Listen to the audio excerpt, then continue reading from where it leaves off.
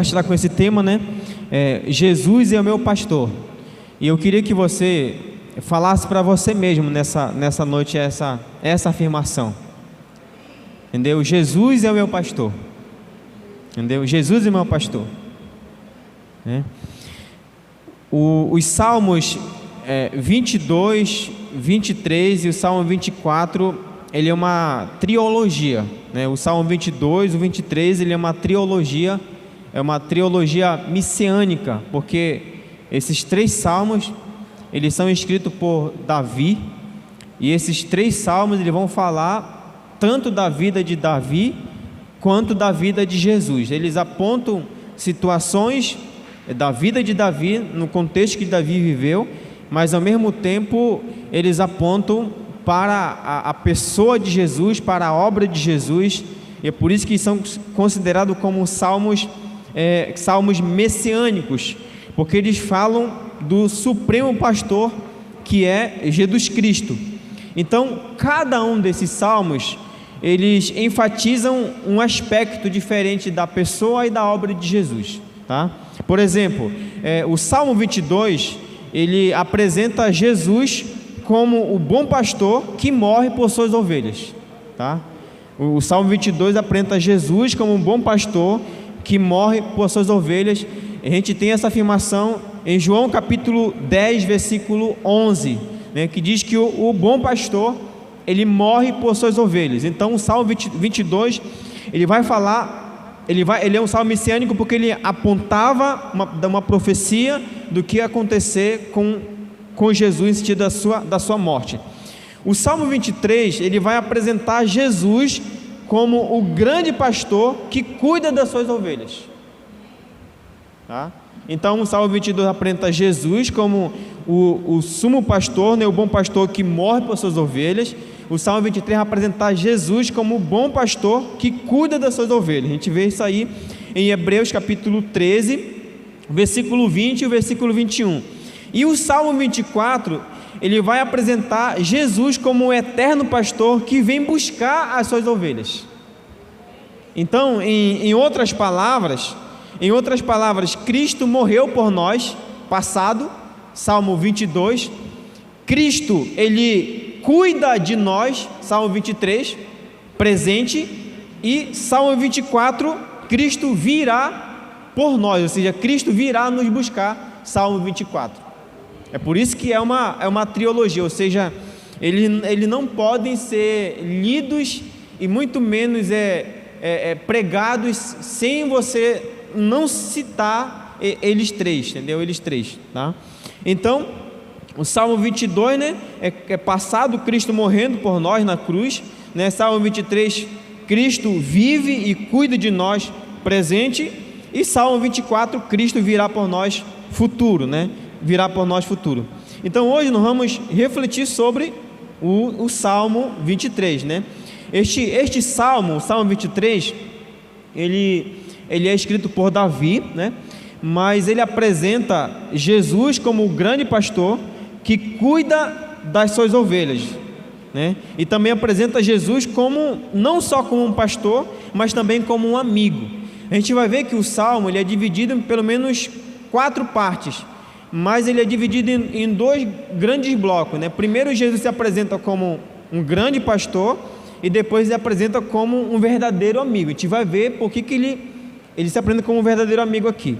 Então olha só, o Salmo 23, ele se concentra naquilo que Jesus faz por nós todos os dias da nossa vida. Já que o Salmo 23 apresentou ele como o grande pastor que morreu por nós, então o Salmo 23 vai apresentar Jesus como esse pastor que cuida de nós todos os dias. E Davi, sendo pastor de ovelha, né, sendo esse menino que cresceu cuidando das ovelhas do seu pai, então ele sabe qual é a função de um pastor, ele sabe qual é a necessidade de uma ovelha, ele sabe também o perigo que uma ovelha corre se não tiver um pastor. Então Davi, sendo esse pastor oriental, né, sendo esse pastor da Palestina, ele vai mostrar para nós nesse salmo o cuidado que Jesus tem por nós tem por nós, mas mostrando, né, na figura de um pastor ali do Oriente Médio. Então Davi ele retrata essa figura do pastor oriental e o seu rebanho, né? Ou seja, esse pastor oriental, primeiro, ele conhece essas ovelhas pelo nome. Todo pastor oriental, ele sabia, ele conhecia todas essas ovelhas pelo nome. Cada ovelha tinha um nome. E João capítulo 10 vai dizer que Jesus, ele conhece cada um de nós. Entendeu? Jesus conhece cada um de nós, né? Outro ponto é que esse pastor oriental, ele anda na frente das ovelhas. Era muito raro um pastor oriental ele andar atrás das ovelhas. Sempre ele estava na frente das suas ovelhas, porque ele é o guia, ele é a referência ali para aquela ovelha seguir ele, entendeu? Sempre estava na frente dessas ovelhas. Em terceiro lugar, no fim do dia, quando esse pastor oriental ele ia buscar as suas ovelhas, né, para o aprisco, né, para o curral, como algumas versões colocam, ele ficava na porta da porta do aprisco, né, ou na porta do curral. É por isso que João capítulo 10 vai dizer que Jesus é a porta, entendeu? Porque o curral ele só tinha uma porta, ou seja, literalmente a tranqueira, né, o portão ali do curral era o pastor. O pastor ficava na porta do curral e ele permitia que uma ovelha uma ovelha por vez entrasse dentro do curral. Então, quando uma ovelha por vez entrasse dentro do curral, ele sabia se aquela ovelha estava cansada, se ela estava machucada, se ela precisava de algum cuidado. Então, se ela estivesse cansada, ele separava para um outro local. Se ela tivesse com sede, ela levava essa ovelha para tomar água em águas tranquilas, como o texto vai dizer aqui. E se ela tivesse ferida, ele passava o óleo na cabeça dessa ovelha para ela ser curada, para ela ser tratada. Ou seja, esse é o cuidado do pastor oriental. E aí Davi vai dizer que Jesus, ele tem esse mesmo cuidado conosco. Ele tem esse mesmo cuidado com a gente. Entendeu? Quantas das vezes a gente já sentiu assim, cansado, frustrado, desanimado, às vezes desesperado, até mesmo tentando desistir da vida. E aí, de repente, a gente lê um texto, a gente ouve um hino, ou alguém bateu na nossa porta e disse assim: eu vim aqui orar com você. Você, depois que a pessoa sai da sua casa, vai dizer assim: você veio na hora certa. Entendeu? Você veio no momento certo. Eu precisava dessa palavra. Na verdade é Jesus cuidando da gente. Entendeu? E aí esse cuidado aqui, quando a ovelha estava ferida, esse cuidado de Jesus não é só o cuidado espiritual, né? Mas é também um cuidado físico, de curar também nossas enfermidades físicas, né? O mundo, né?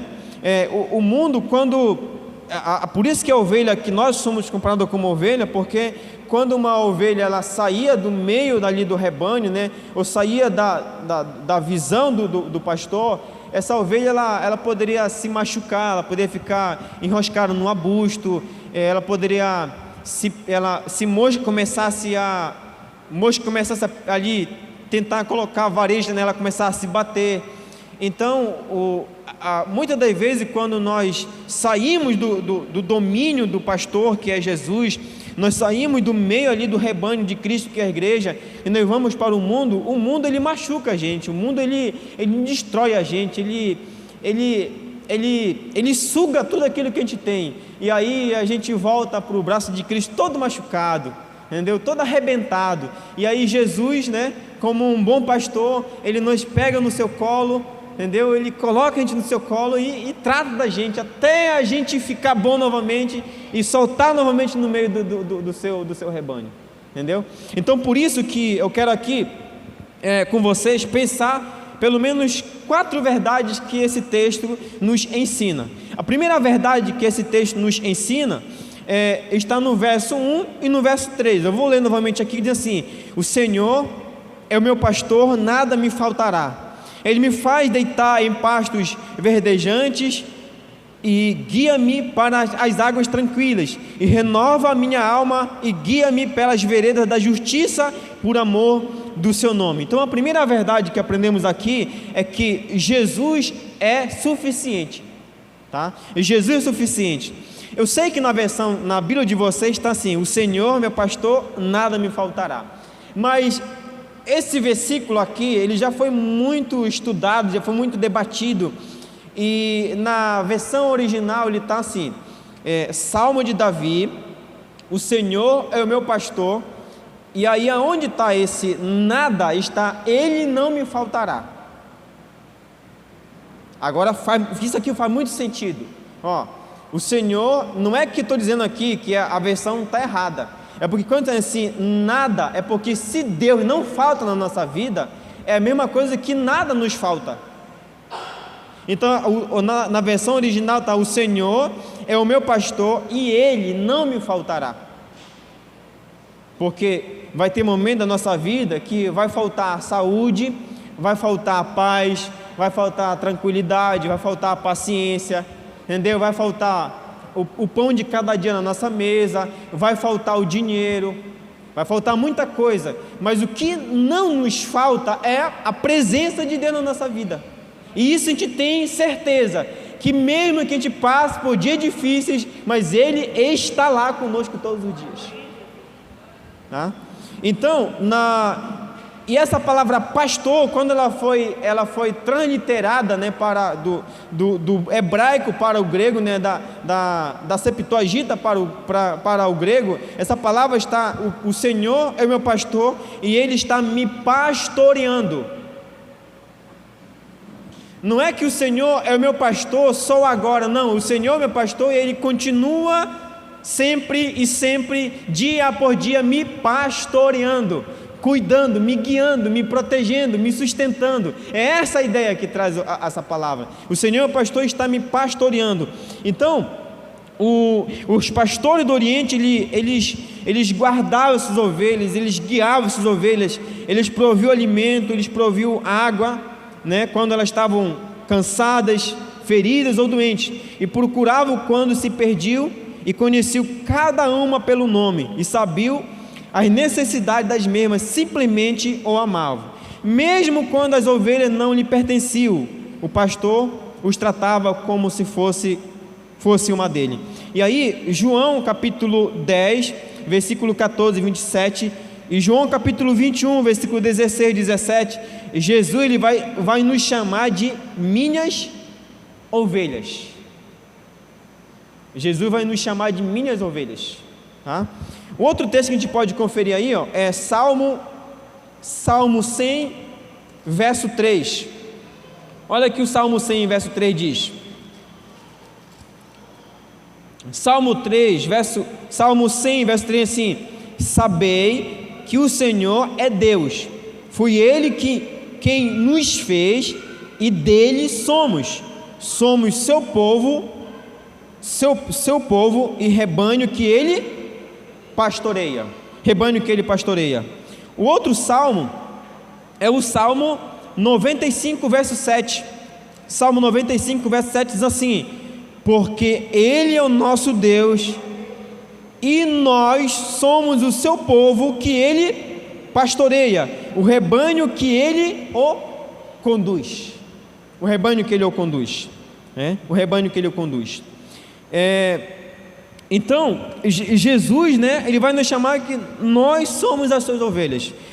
Então, quando Ele diz que Ele está nos pastoreando e que Ele não nos falta, é nesse sentido que Ele me faz deitar em pastos verdejantes. Ou seja, Deus ele provê, né, quando a nossa alma, né, como diz o Salmo 121, né, o Salmo 121 que diz: elevo meus olhos para o monte, né, de onde me virá o meu socorro, né, meu socorro vem do Senhor. O nosso socorro não vem do monte, irmão, o nosso socorro ele vem do Senhor que fez o céu e a terra, né? Tem um outro salmo, não estou lembrado aqui se é o Salmo 46, que diz que o salmista pergunta assim: ô minha alma, por que tu está abatida, por que tu se perturbas dentro de mim, né? Ele fala assim: espera em Deus. Ou seja, Deus, Jesus, né, sendo um pastor que cuida de nós, ele faz a gente deitar em pastos verdejantes, ele leva a gente para pastar, né, em lugares tranquilos, em lugares seguros, ele provê o melhor alimento para a gente, que é a sua palavra, que é a sua presença, que é o seu cuidado. E aí ele vai dizer, e guia-me para as águas tranquilas. Por que pelas águas tranquilas? Né? Quem cria... hoje em dia é bem raro a gente ver ovelhas com aquela lã densa. Hoje a gente vê muito as ovelhas, né, que é o carneiro chamado de... Como é que é, Nélio? É lã de boi, né? Chama isso, né? É lã que chama lã de boi, né? Que é aquele liso, né? Mas aqui nesse contexto, o carneiro que era criado era o carneiro que tinha a lã densa, que era... Entendeu? Então... se o pastor ele não leva essa ovelha para águas tranquilas, entendeu? Essa ovelha ela poderia entrar na água, encharca a sua lã e ela morria. Qualquer coisa ela poderia se afogar. Então por isso que ele se leva para as águas tranquilas, lugares calmos. Isso aqui me lembra quando o profeta Elias, ele estava tão perturbado, e aí Deus falou assim: olha, sai da caverna que eu quero falar contigo. Ele disse que Deus não estava no terremoto, Deus não estava no vento, Deus não estava no fogo. Deus estava onde? Deus estava na brisa suave, Deus estava no cicio. Ou seja, quando o nosso coração está perturbado, quando o nosso coração está assim, desesperado, Deus não traz mais terror para o nosso coração, Ele traz calmaria, Ele traz a paz para o nosso coração. Entendeu? É por isso que Ele nos leva para as águas tranquilas. O verso 3 diz assim: renova a minha alma e guia-me pela vereda da justiça, por amor do seu nome. Olha que interessante, né? Então os versos de 1 a 3 enfatizam que Jesus é suficiente para todas as necessidades que essas ovelhas possam ter. Por exemplo, nós precisamos de saúde, nós precisamos de paz, nós precisamos de companhia, precisamos de consolo, precisamos de segurança, amor e também salvação. Mas no final diz assim, no final diz assim, o verso 3 termina assim, com a expressão, por amor do seu nome. Olha que interessante, algo que Davi lhe reconhece aqui.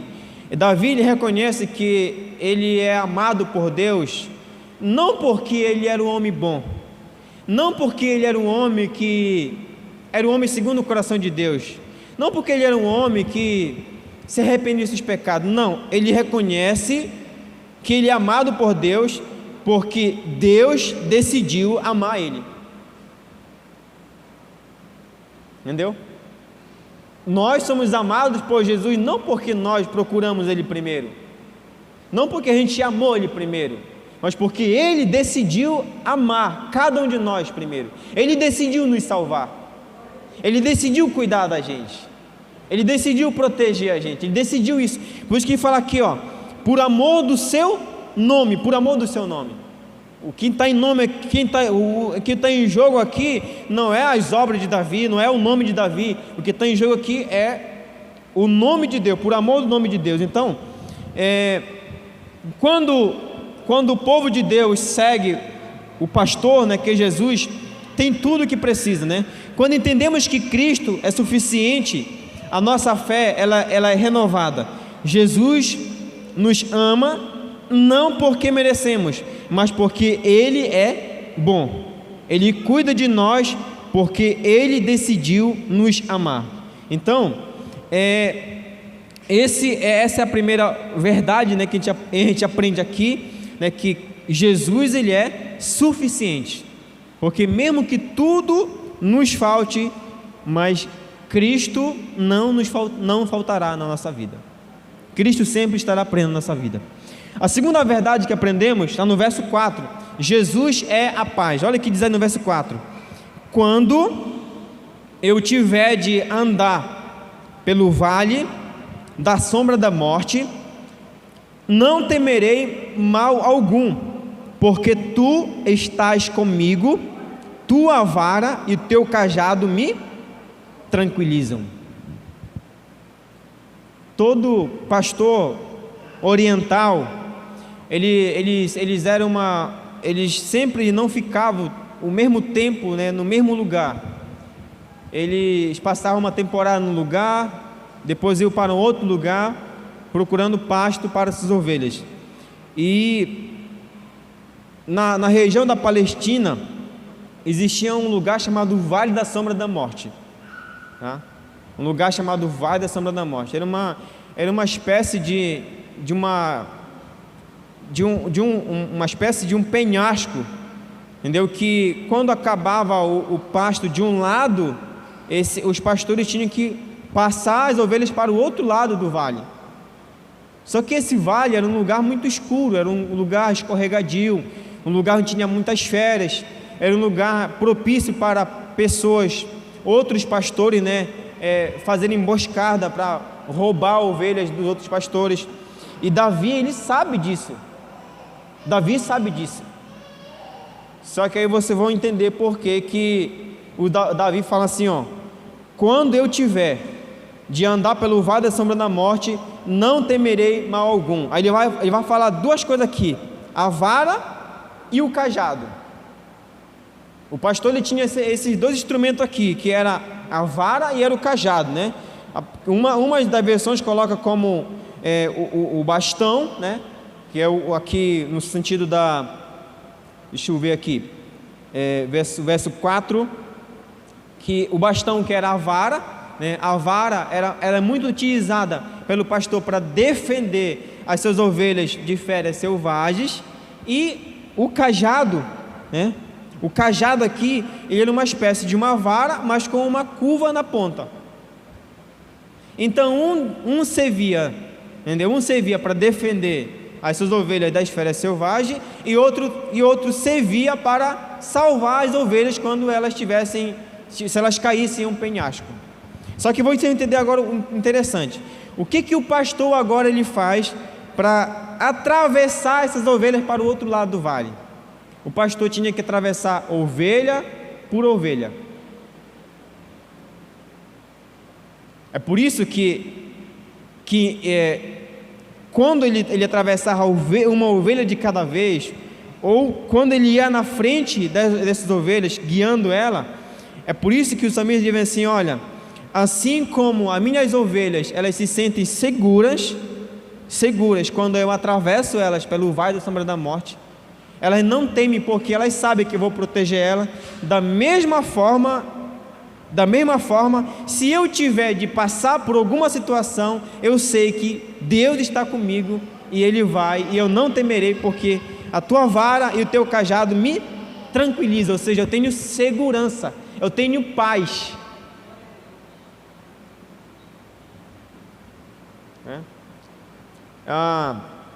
Eu lembro aqui, eu sei que ela já faleceu, mas eu lembro quando a nossa soldada diaconia Zelestina estava doente, né? As pessoas iam na casa dela para tentar dar uma palavra de conforto para ela. Na verdade, ela dava uma palavra de conforto para as pessoas, porque ela entendeu esse negócio aqui, ó. Mesmo que eu tiver de passar pelo vale da sombra da morte, mesmo que eu tiver de passar por uma enfermidade, mesmo que eu tiver de passar por outras coisas diversas, mas eu não vou temer. Por que eu não vou temer? Por que eu não vou ficar desesperado? Por que eu não vou ficar angustiado? Porque o Senhor vai estar lá presente, Ele vai estar lá cuidando da gente, alegrando nosso coração. Então Davi, ele entende isso, por isso que fala assim, que ele: não temerei mal algum, porque Tu estás comigo. É uma afirmação que ele faz: Tu estás comigo. Ou seja, a Tua presença é suficiente na minha vida. A Tua presença me traz paz e tranquilidade. A Tua presença me faz caminhar mesmo em dias difíceis. A gente pensa que a gente sabe tudo do Salmo 23, né?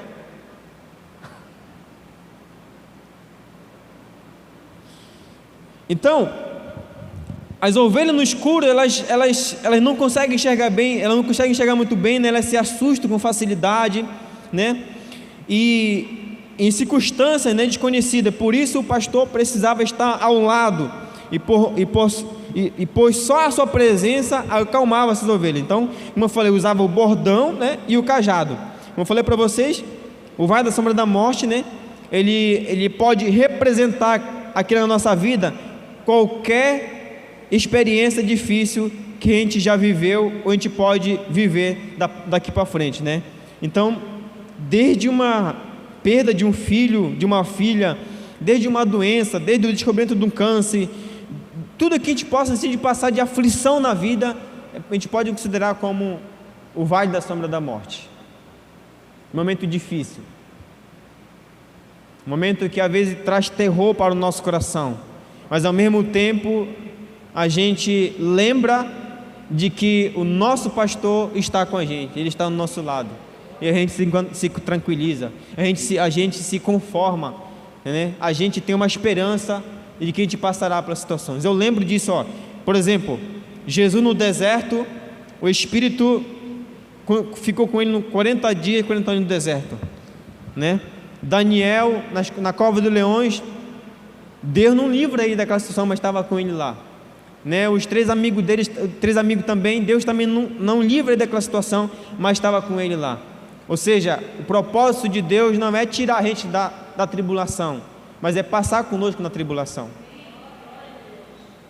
Existem 2 tipos de tribulação na vida: uma que vem para repreender por causa da nossa desobediência, e outra que vem para fortalecer nossa fé.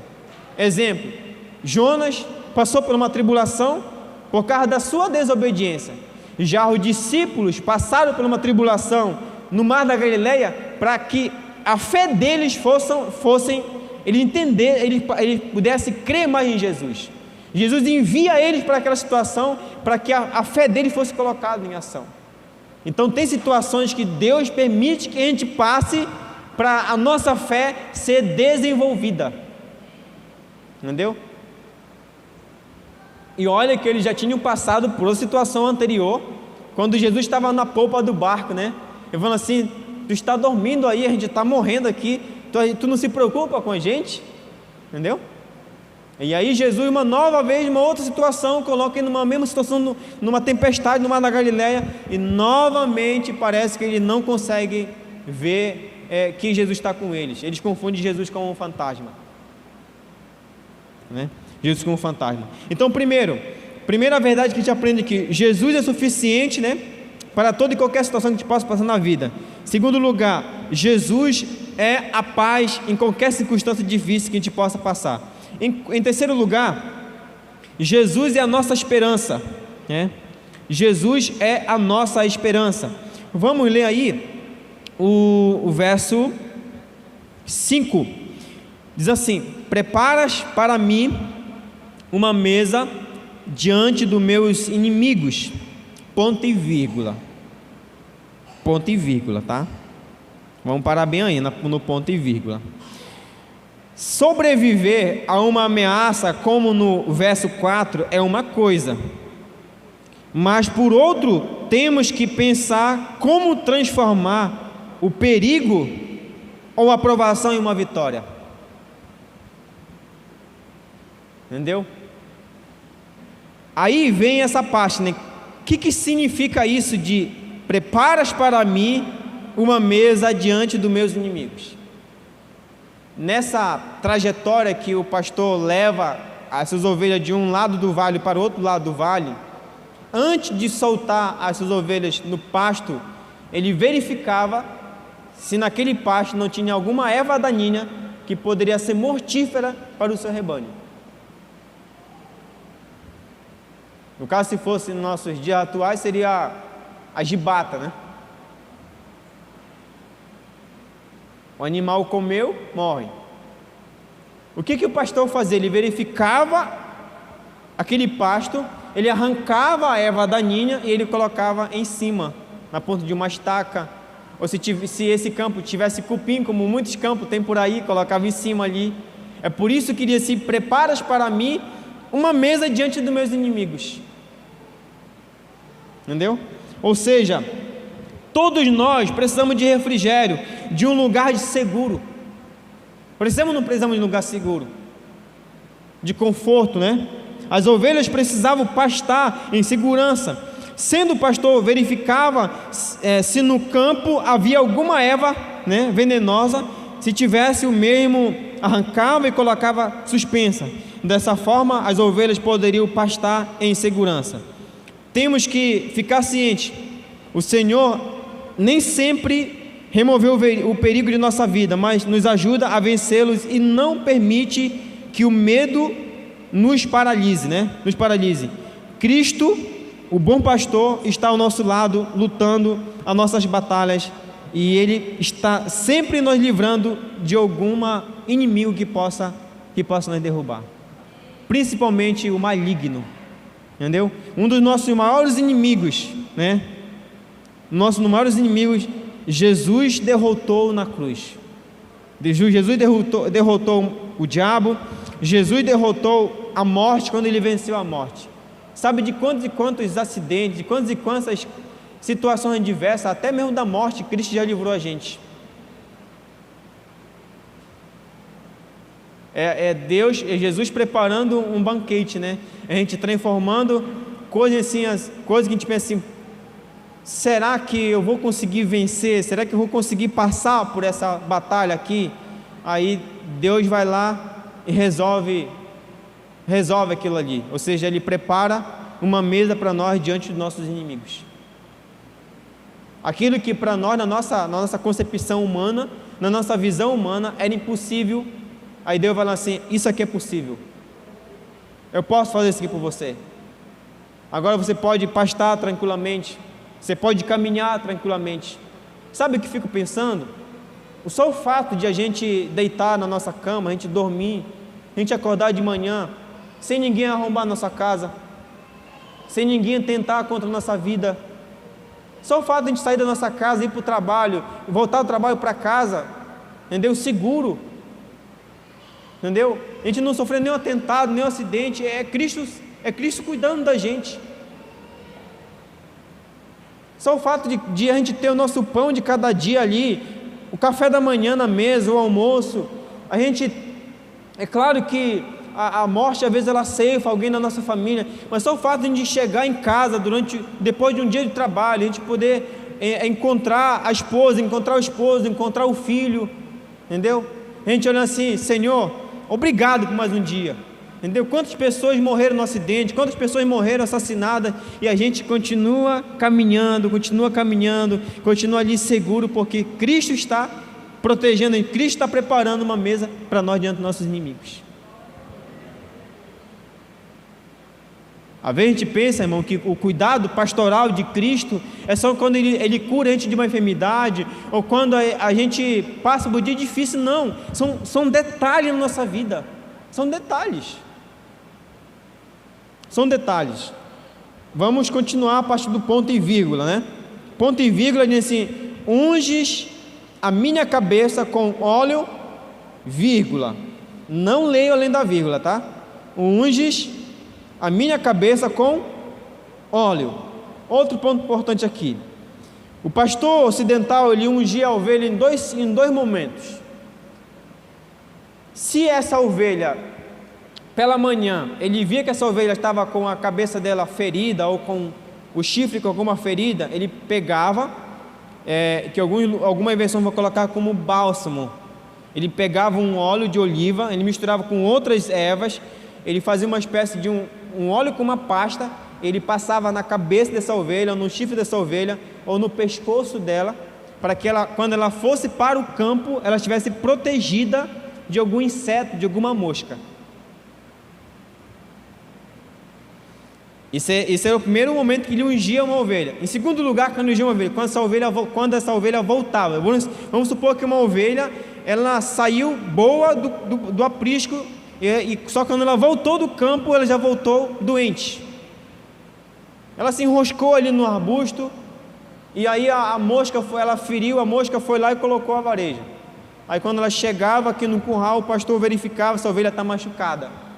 Sabe o que ele fazia? Ele separava ela e passava o óleo na cabeça dela. Por isso que fala: unge a cabeça com óleo. Entendeu? Nem isso que nós fazemos com os doentes, nós como presbítero fazemos com doentes. Não é que a gente faz isso, a gente vai lá no unge a pessoa para separar, para os cuidados do Senhor.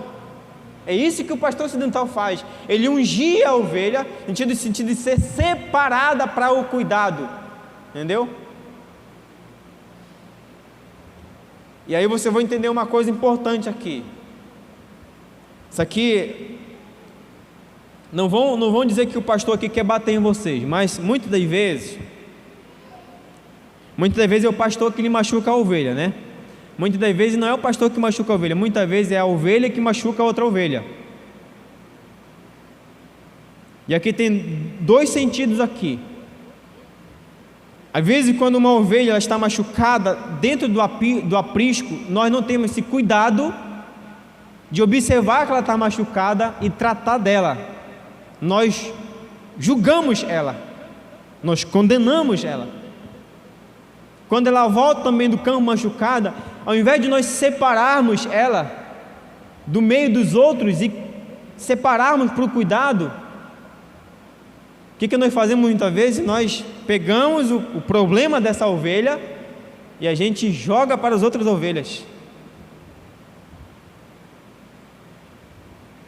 Entendeu? A gente espalha essa notícia para outras ovelhas e a gente acaba matando essa ovelha como pessoa por dentro. E a gente tem que olhar se ela está machucada e tratar ela. É tratar ela, é passar o bálsamo. O que seria passar o bálsamo no nosso dia, pastor? Não é você esconder se errou, nem você ocultar o erro. Quando a gente se fere, né? Eu lembro que no interior, quando a gente se feria, a nossa mãe ela não ocultava o nosso ferimento. Ela chegava ali, a primeira coisa que ela dava era um banho na gente. E o remédio era jucar com álcool. Dói. Mercúrio, né? Antes passava o mercúrio ainda, né? Dói, mas sara, né? Trata. Então, ou seja, passar o óleo não é que Jesus vai passar a mão na nossa cabeça, não é isso.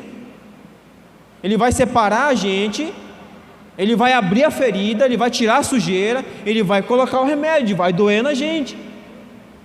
Mas é para o nosso bem, é para o nosso tratamento, é para a gente voltar novamente a caminhar. Entendeu? Então, Jesus é a nossa esperança. Aí vem o outro. Por isso que aqui, como eu falei para vocês, até aqui, Jesus, o Salmo, ele trata Jesus como o bom pastor. Mas a partir dessa vírgula, onde inicia o meu cálice transborda, aí Jesus se apresenta como amigo. Pastor, o que significa essa palavra aí, né? Essa palavra aí, o meu cálice transborda. Na cultura judaica, quando se chegar na casa de uma pessoa, essa pessoa ela te apresentava uma taça com vinho. Você sentava na mesa, essa pessoa, ela te dava uma taça com vinho. Quando essa taça de vinho ela estava secando, a pessoa ia lá e colocava mais vinho. O que significava? Significava que se a sua taça estivesse secando, se ela colocasse mais vinho, ela está dizendo assim: eu quero que você fique mais tempo comigo, eu quero ter relacionamento, quero ter intimidade com você, eu quero ter mais diálogo com você, eu quero você perto de mim. Agora, se ela servisse uma taça de vinho e você bebesse e ela não colocasse mais, ela estava dizendo sem palavras: pode ir embora, tá? Eu sempre brinco que quando eu sempre falo isso aqui, quando eu for na casa de vocês, não vão colocar assim, encher a xícara de café, né?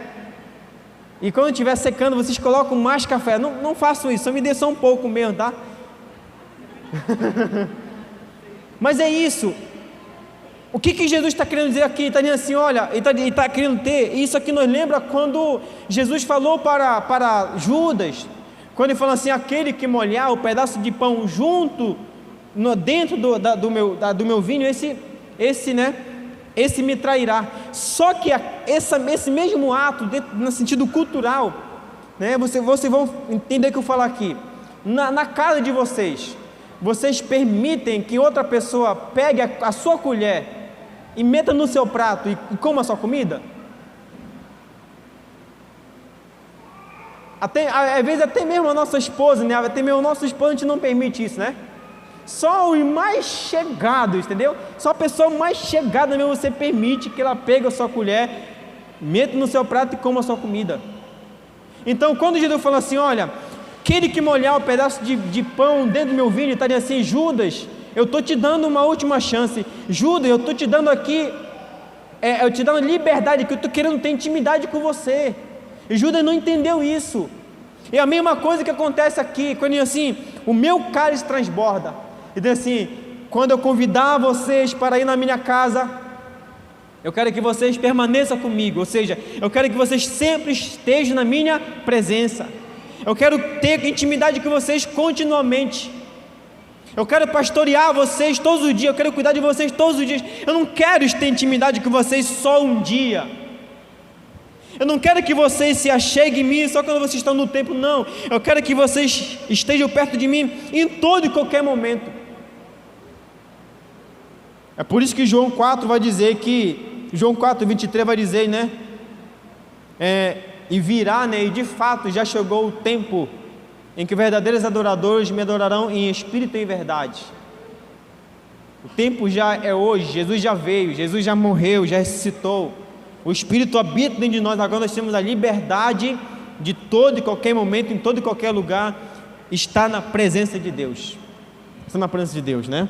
E aí, vem a última parte do texto, que diz assim, bondade e misericórdia certamente me seguirão todos os dias da minha vida, e habitarei na casa do Senhor para todo o sempre. Para todo sempre. Um negócio importante aqui, que Davi ele chega numa conclusão, tudo indica que Davi, quando escreveu esse salmo, ele já está idoso, ele já fez muita besteira na vida, ele já pecou muito, ele já teve muitos altos e baixos, mas ele chegou a uma conclusão que, apesar dos seus fracassos, apesar das suas falhas, apesar dos seus erros, apesar dos seus pecados, ele disse que ele vai dizer assim, a bondade e a misericórdia certamente me seguirão. Ele reconhece que a bondade e a misericórdia do Senhor sempre o perseguiram. No original, essa palavra seguirão, ela está com o sentido de perseguir. Perseguir. Isso aqui nos ensina uma verdade de que, enquanto a gente estiver vivo, enquanto a gente não dizer de forma assim determinada, conclusiva, de que não queremos servir a Cristo, Cristo ele continua indo atrás de nós todos os dias, né? Assim, você errou, mas eu estou aqui para perdoar você. Você caiu, mas eu estou aqui para levantar você. Você se desviou dos meus caminhos, mas estou aqui novamente para receber você como o filho pródigo que saiu da casa. E é essa a verdade que fala aqui. Davi chega a essa conclusão assim, apesar dos meus erros, apesar dos meus fracassos, mas eu sei que a bondade e a misericórdia do Senhor certamente me seguirão, e todos os dias da minha vida, e habitarei na casa do Senhor para todo o sempre, para todo sempre, para todo sempre. Então, irmãos, aprendemos aqui que pelo menos 4 verdades, né? Primeiro, Jesus ele é suficiente para toda e qualquer situação da nossa vida, né? Mesmo que tudo nos falte, Jesus não faltará na nossa vida. Em segundo lugar, Jesus ele é a nossa paz. Somente nele encontramos paz. Mesmo que a gente passe pelo vale da sombra da morte, mesmo que a gente passe momentos difíceis, mas nós podemos contar com a paz que excede todo o nosso entendimento, que vem do nosso Senhor Jesus Cristo. Em terceiro lugar, Jesus é a nossa esperança. Jesus é a nossa esperança, entendeu? Ele prepara uma mesa diante dos nossos inimigos, Ele cuida da gente quando nós estamos feridos, né? E Ele sempre quer ter intimidade conosco. Em quarto lugar, Jesus é a nossa salvação, pois Ele é misericordioso. Mesmo diante das nossas falhas, Jesus continua sendo misericordioso conosco, e assim, eu estou aqui pronto para perdoar você.